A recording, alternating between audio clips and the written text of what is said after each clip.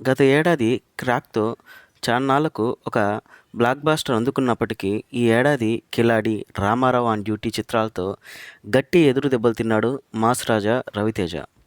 ఈ నేపథ్యంలో తన కొత్త చిత్రం 'ధమాకా' మీద ఆయన చాలా ఆశలే పెట్టుకున్నాడు. హ్యాట్రిక్ హిట్లు కొట్టిన రైటర్, డైరెక్టర్ జోడీ ప్రసన్నకుమార్, త్రినాథరావు కలయికలో వస్తున్న కొత్త చిత్రం కావడం, ట్రైలర్ వినోదాత్మకంగా సాగడం, సినిమాల మీద అంచనాలు ఆటోమేటిక్గా పెరిగాయి. మరి రవితేజ కోరుకున్న విజయం వచ్చిందా లేదా అనేది చూద్దాం. ఇంకా కథ విషయానికొస్తే, అతి కష్టం మీద ఉద్యోగం సంపాదించి చెల్లి పెళ్లి చేయాల్సిన టైంలో అది కూడా పోగొట్టుకుని ఇబ్బంది పడుతున్న మధ్యతరగతి కుర్రాడు స్వామి. వేల కోట్ల కంపెనీకి సీఈఓ అయిన వివేక్ చూడ్డానికి ఒకేలా ఉంటారు. స్వామి తనకు ప్రపోజ్ చేయడంతో అతన్ని పెళ్లి చేసుకోవాలా వద్దా అని ఆలోచిస్తున్న ప్రణవి, ఆమె తండ్రి వివేక్తో ప్రపోజల్ పెడతాడు. వీరిద్దరూ ట్రావెల్ చేసి ఏదన్నా